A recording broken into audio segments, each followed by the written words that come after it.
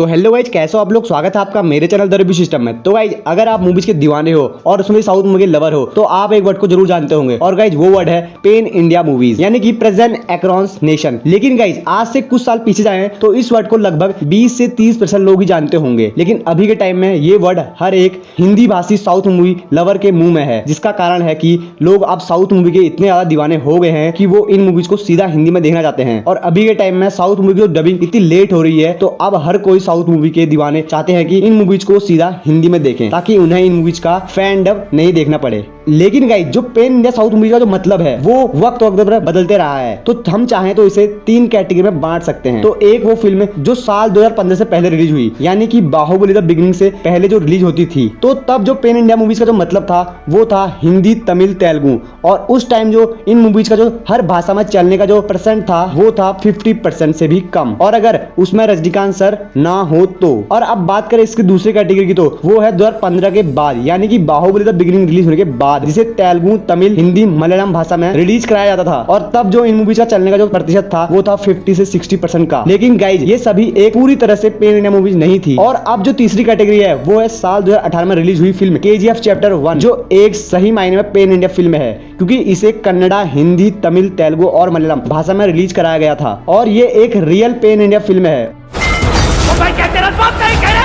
नहीं रे, तेरे बाप की, और तेरा बाप मैं हूँ। और इसके बाद जो पेन इंडिया लेवल पर मूवीज का चलने का जो परसेंट था वो 70 से 80% का है। और इसके बाद तो कई पेन इंडिया मूवीज रिलीज हुई, जैसे साहो, नरसिम्हा रेड्डी, कई सारी मूवीज रिलीज हुई। और अब तो कई सारे बड़े बड़े साउथ सुपरस्टार अपने मूवीज को पेन इंडिया के तौर पर रिलीज करा रहे हैं। और बड़ी बड़ी अपकमिंग पेन इंडिया मूवीज आने वाली हैं, जैसे कि KGF chapter 2, RR, Radhe Shyam, Salaar, Pushpa, Vikrant रोना और आदि पुरुष। भाई बोलते बोलते थक जाऊंगा, लेकिन मूवी खत्म नहीं होंगी, बहुत सारी हैं। तो गाइज, अब तो आप समझ गए होंगे कि पेन इंडिया मूवी का मतलब क्या है, यानी कि वो मूवी जो कई भाषाओं में रिलीज हो रही हैं। तो गाइस, आगे बात करें तो पेन इंडिया मूवीज के साथ आपने एक वर्ड और सुना होगा, और वो है पेन इंडिया सुपरस्टार। और इसका जो मतलब है वो है जब कोई एक्टर भारत में कई जगहों पर काम कर रहा है और कई भाषाओं में उसकी फिल्में देखी और पसंद की जा रही हो, तो उस स्टार को कहेंगे पेन इंडियन सुपरस्टार। गाइस, मैं आपको वीडियो के लास्ट में बताऊंगा कि भारत का एकलौता पेन इंडियन सुपरस्टार कौन है। और हम पहले बात करेंगे उन एक्टरों की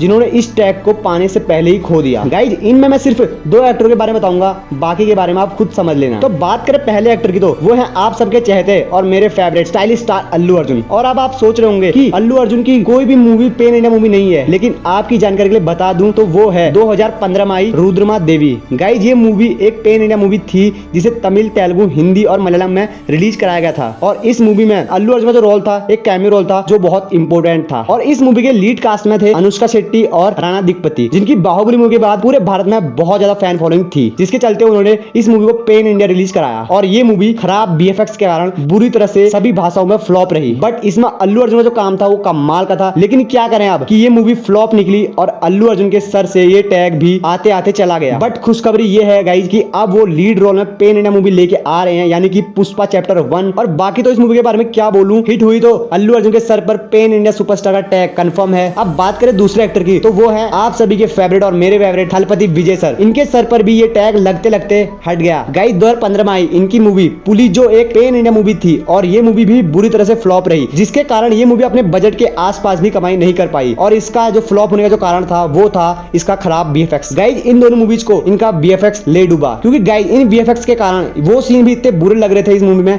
जो सबसे इंपॉर्टेंट सीन थे, और जिसके कारण थलपति सर के ऊपर से भी ये टैग आते आते चला गया। लेकिन गाइज, थलपति विजय सर अभी एक ऐसे एक्टर हैं जिनकी लोकप्रियता पूरे देश और विदेश में है, और इनकी मूवी आराम से 200-300 करोड़ का कलेक्शन ऐसे ही कर लेती है। और मास्टर तो इनकी एक पेन इंडिया मूवी थी जो ब्लॉकबस्टर थी सभी लैंग्वेज में, लेकिन अभी भी इनके ऊपर टैग नहीं है पेन इंडिया सुपरस्टार का, क्योंकि मास्टर के बाद विजय सर को एक और जबरदस्त पेन इंडिया मूवी देनी पड़ेगी जो ब्लॉकबस्टर हो, और ये आने वाली है उनकी बीस्ट। अब देखते हैं कि ये मूवी क्या ला पाएगी थलपति विजय सर के ऊपर पेन इंडिया स्टार का टैग। गाइज, मैंने आपसे कहा था कि वीडियो के लास्ट में आपको जरूर बताऊंगा कि एकलौता पेन इंडियन सुपरस्टार कौन है। तो आप में से ज्यादातर लोगों को तो पता ही होगा, पर अगर आपको नहीं पता तो आपको बता दूं, वो स्टार स्टार है आप सभी के फेवरेट और मेरे all time favourite darling Prabhas. Guys ये एकलौते ऐसे स्टार हैं जिन्हें अभी के टाइम में इंडिया का नंबर 1 पेन इंडियन सुपरस्टार कहा जाता है और इनकी मूवी खराब रिव्यू के कारण भी ब्लॉकबस्टर हुई साहो। बट बोलूं तो साहो नंबर 1 मूवी है जिसमें एक्शन कूट के भरा है और ये मूवी पूरी तरह से हॉलीवुड लेवल की मूवी थी और अभी फिलहाल इस लेवल की मूवी भारतीय सिनेमा बननी मुश्किल है और कोई अगर बना सकता है उस लेवल की मूवी तो वो सिर्फ प्रभास है। गाइस प्रभास की सभी upcoming movie pen India movie हैं और जिनका बजट 400-500 करोड़ का है। मतलब प्रभास के पीछे कोई भी प्रोड्यूसर इतना खर्चा कर रहा है तो आप समझ लो कि वो एक रियल पेन इंडियन स्टार है। गाइस वीडियो के लास्ट में आपको बता दूं कि वैसे प्रभास को ही नहीं रजनीकांत सर और यश को भी पेन इंडियन स्टार के तौर पर जाना जाता है, लेकिन सबसे ज्यादा पेन इंडियन सुपरस्टार के नाम से अगर कोई मशहूर है तो वो है सिर्फ प्रभास। तभी गाइस अगर आप पेन इंडियन सुपरस्टार गूगल में सर्च मारोगे तो प्रभास का ही नाम आता है। पर गाइस मैं उम्मीद करूंगा कि साउथ के सभी बड़े बड़े स्टार इस टैग को ले क्योंकि वो सभी कमाल के परफेक्ट एक्टर हैं। तो गाइस उम्मीद करूंगा कि वीडियो आपको अच्छी लगी होगी। बाकी मिलते हैं नेक्स्ट वीडियो में। धन्यवाद।